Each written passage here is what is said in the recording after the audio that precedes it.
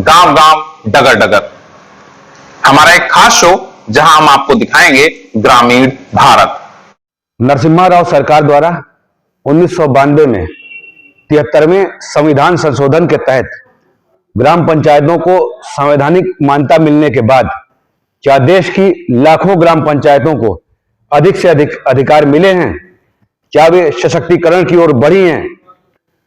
क्या आज भी प्रधान इस अधिनियम में जो लिखित है, वो लिखित है इस अधिनियम में, उसके अनुसार स्थानीय जरूरतों के अनुसार प्रधान योजनाएं बनाकर कार्य करवा पा रहे हैं?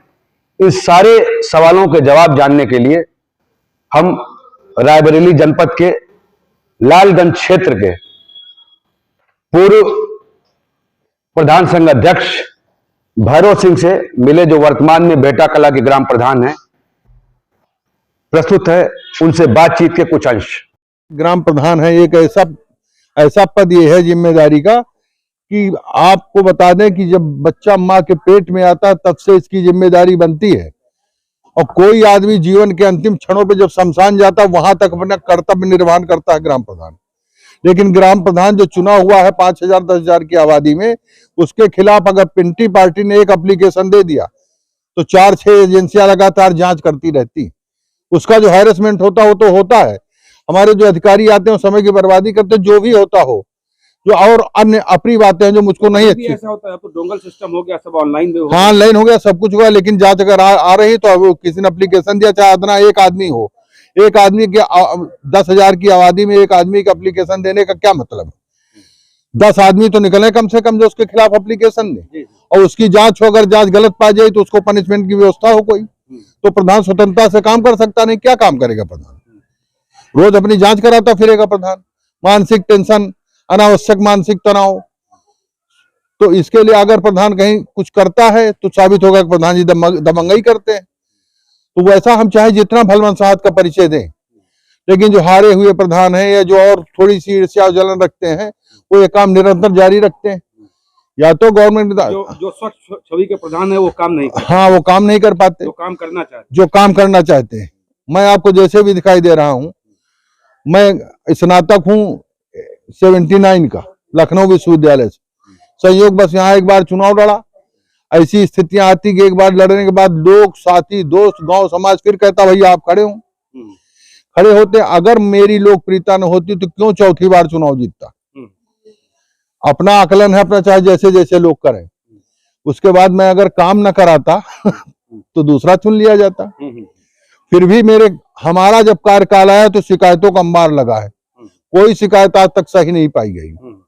मेरी ये आदत भी नहीं मैं उसके खिलाफ मानहानि का दावा करूं। ये अगर यही करता फिरूं तो फिर केवल प्रधान ही भर का होऊंगा, पालन पोषण भी नहीं होगा परिवार का और समाज का। तो इन स्थितियों ये जो मानदेय आपको मिलता है कि इसमें ये नाकाफी है क्या?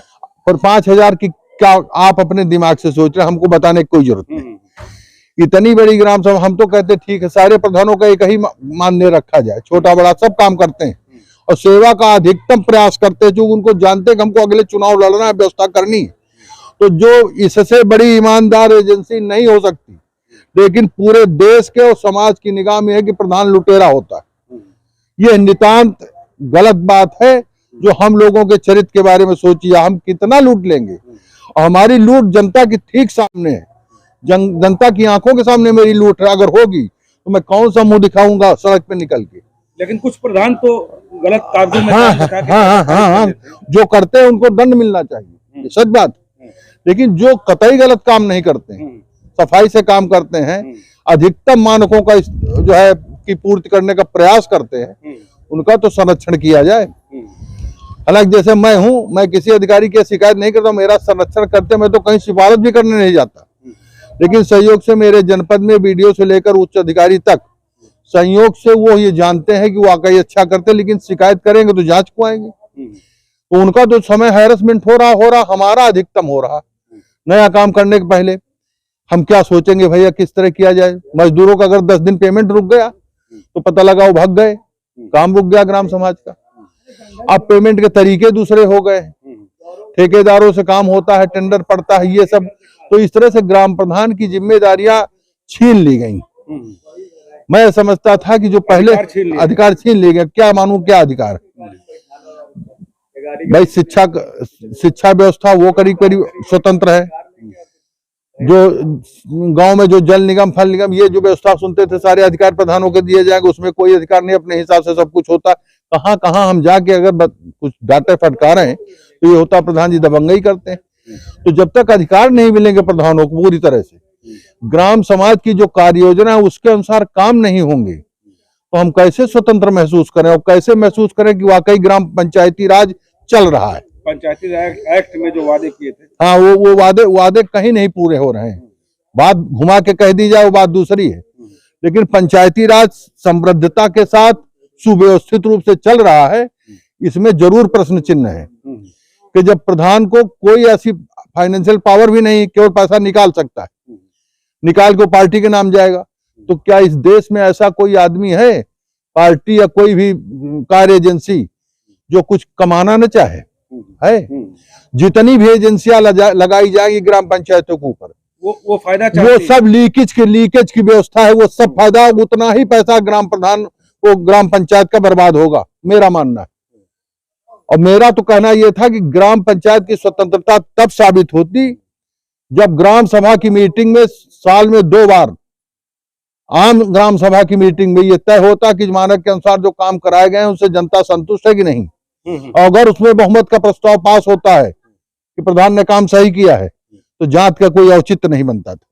आदमी जानेगा, वो दूर बैठे हुए अधिकारी नहीं जान पाएंगे या कि एजेंसियां नहीं जान पाएंगे। लखनऊ से आने वाली एजेंसी जो मेरी जांच करती है, क्या कहूं उसके बारे में, मैं क्या कह सकता हूं? मैं नहीं कह सकता हूं, कुछ तो गोपनीयता बना के रखना पड़ेगा मुझे। रायबरेली से जो लोग आएंगे अधिकारी वो तो ठीक है, आए 10 मिनट में चले गए, लेकिन जो लखनऊ दिल्ली से लोग आते हैं वो क्या सब सही रिपोर्ट लेके जाते हैं क्या? यहाँ हो सकता है मेरी बात अप्रिय लगे किसी को, लेकिन उनकी मजबूरियां हैं, वो आएंगे। हमारा जैसा प्रधान मान लो हमने नहीं कुछ किया, लेकिन मैं ये नहीं मान सकता कि वहां लीकेज की संभावनाएं समाप्त हो जाएंगी।